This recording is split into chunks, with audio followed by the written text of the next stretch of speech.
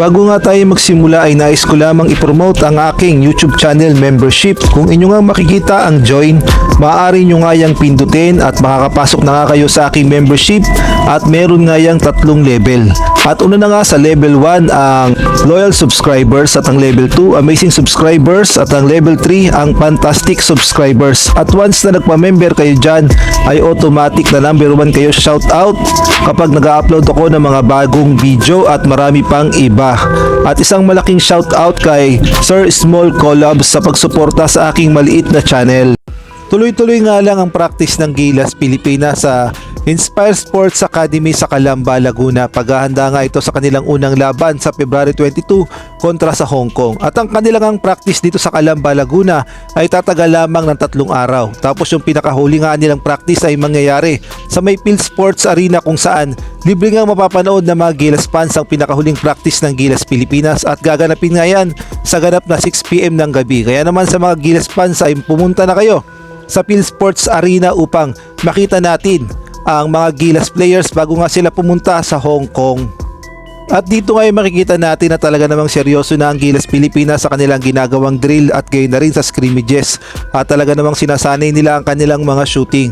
At dito naman sa video na ito ay makikita natin na nagpapalakas naman ang mga Gilas players dahil hindi nga biro ang kanilang makakaharap, lalong-lalo na kapag nga nakaharap nila ang Chinese Taipei at gayon na rin ang New Zealand. Kaya naman kailangan talaga nila ng malakas na pangangatawan upang sumabay sila sa pisikalan. At marami naman ang nakapuna na masayang-masaya daw talaga ang Gilas Pilipinas sa kanilang ginagawang practice dito nga sa Calamba, Laguna. At mababakas daw sa kanilang mukha na hindi daw sila napilitan at masaya daw sila sa bagong management under nga kay Coach Tim Cone. At hindi nga gaya ng dati na yung mga Gilas players ay pahirapan pa kapag practice, yung tipong kulang-kulang, pero ngayon nga unang patawag pa lang ni Coach Tim Cone dito nga sa Calamba, Laguna. Halos kumpleto na nga ang mga Gilas players except nga dun sa mga lumaban sa San Miguel Beermen kagaya na lamang si CJ Perez at kay na rin ni Abay na wala pa ka dito sa practice. Ngunit ang sabi naman ni CJ Perez at kay na rin ni Junmar Pajardo ay hahabol nga daw sila sa natitirang practice ng Gilas Pilipinas.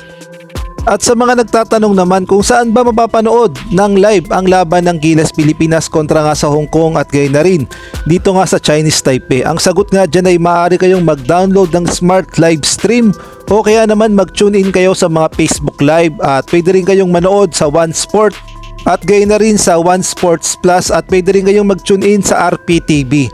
Ang unang laban ng Gilas Pilipinas ay kontra nga sa Hong Kong at sa ganap nga ito na 8 PM ng gabi sa February 22, samantalang ang pangalawang laban naman ng Gilas Pilipinas ay sa February 25 kontra sa Chinese Taipei. Mas maaga nga ng kaunti, 7:30 PM ng gabi. Samantalang hindi muna nga makakapaglaro itong si AJ Edu sa first window kontra nga sa Hong Kong at gayon na rin sa Chinese Taipei dahil meron pa nga siyang injury, kaya naman ito munang si Japet Aguilar ang papalit sa kanyang pwesto. Ang isang malaking good news naman, ang ating legit center na si Kai Sotto.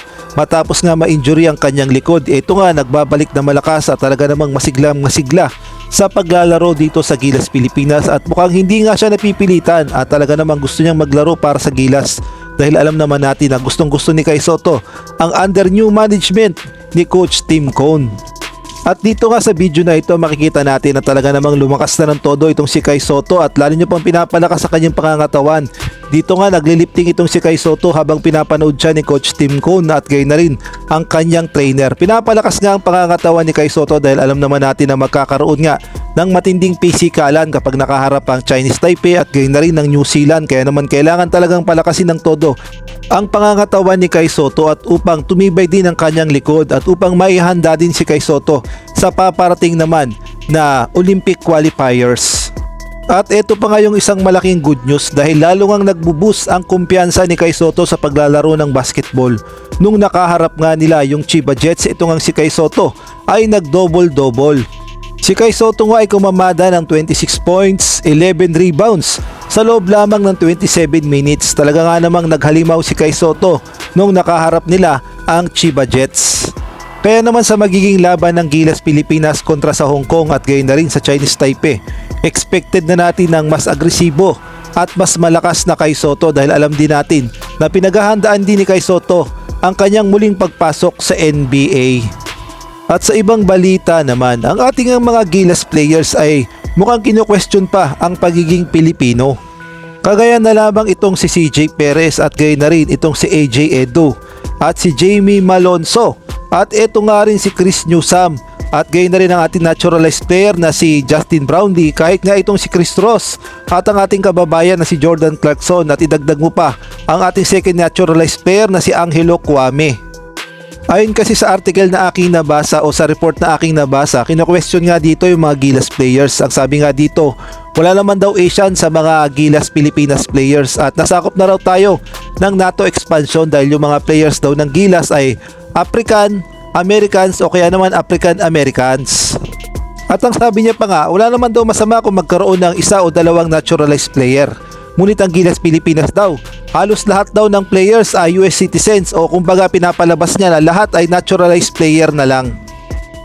At halimbawa na lamang daw yung African Americans US born si Justin Brownlee, Jamie James Malonzo, Chris Newsome, Jordan Clarkson, both his parents serves US Air Force. At ang mga Africans daw yung Ivory Coast si Angelo Kwame, yung mga Nigerians naman daw si AJ Edu at gay na rin itong si CJ Perez. So pinapalabas niya na walang mga Pilipino sa mga players na yan. Ngunit alam naman nating lahat na si Justin Brownlee ang naturalized player ng Gilas Pilipinas.